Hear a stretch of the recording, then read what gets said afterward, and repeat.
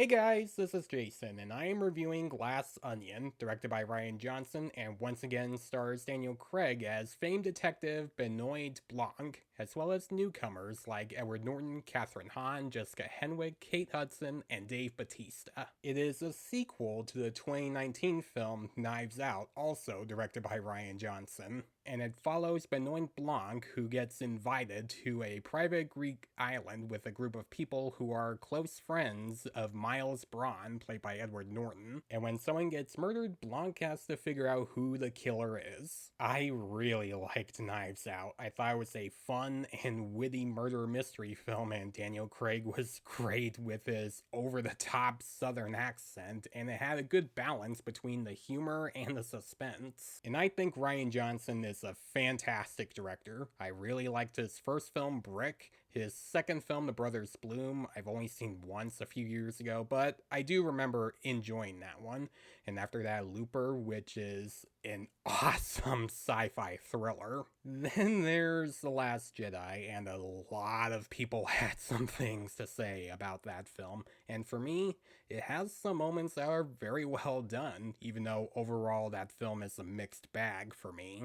And I was really excited for this one. I was hoping that this was going to be good because most of the films I was excited for this year kind of let me down. I mean, there were some that I did enjoy, but there were still some ones I was excited for, but they ended up being average for me, and overall they still ended up disappointing me. Yes, Top Gun Maverick was awesome, but I wasn't all that excited when it was coming out, and the only films I was excited for that did end up being great were The Batman and Guillermo del Toro's Pinocchio. Gratefully, this is another one of those films I was excited for, and it actually ended up being great.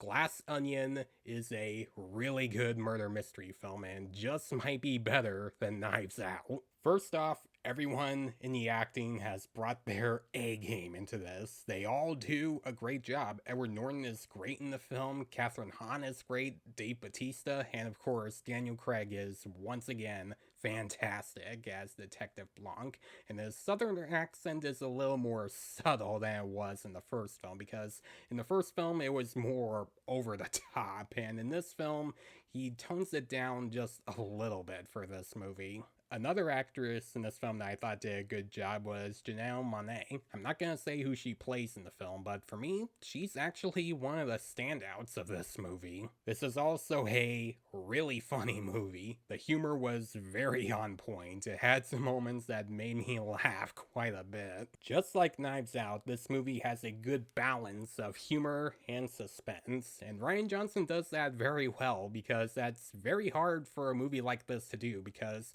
when you're trying to make a comedy that's also has some serious moments and you're trying to mix that up, or when you're trying to make a serious drama with suspense and humor and try to mix all that up, it ends up making the film feel messy and awkward and not work for the film at all. But here, it definitely works for the film very well. It doesn't feel messy or awkward, it just blends very well for the story. This is actually a little more contained than Knives Out, because in Knives Out, most of the film did take place in the mansion, but there are also times when the characters would just leave the mansion to go to some other places to solve the case that can kind of lose some of its claustrophobia and a little bit of its suspense.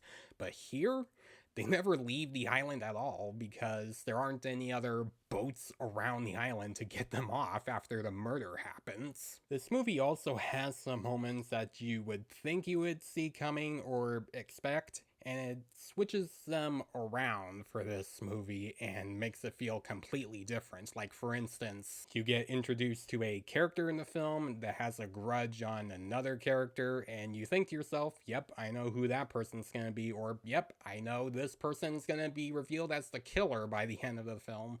It takes those moments that you would expect in a murder mystery film, but it just switches them around and makes them feel unpredictable, and I thought Rian Johnson did a very good job with that. Because with a murder mystery film like this and Death on the Nile, which is another murder mystery film we got earlier this year, sometimes the main villain can be predictable after you see them introduced. Like, Death on the Nile had probably one of the worst versions of a murder reveal because, for me, even though I enjoy Death on the Nile, I was still disappointed about who the main killer was, and it didn't really surprise me at all. Here, though, I really had no clue, no pun intended, on who the killer was. It was unpredictable, and I gotta give Rian Johnson kudos for doing that with this movie. Now, again, without spoiling, there's a moment in the second act that I really didn't see coming.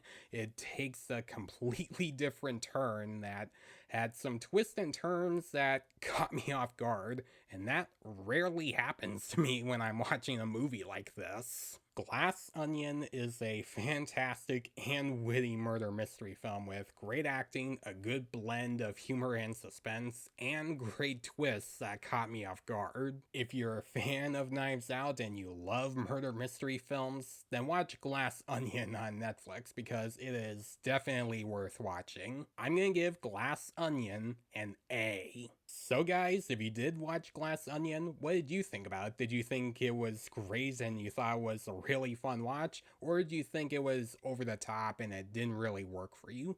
Let me know in the comments below. Also, stay tuned later this week for my top 10 best movies of 2022 video. I'm looking forward to making that video. And as always, if you like this review, please leave a like and subscribe to my channel so you don't miss a thing. Follow me on Facebook, Twitter, and Instagram. Thanks for watching, guys, and I'll see you in the next one.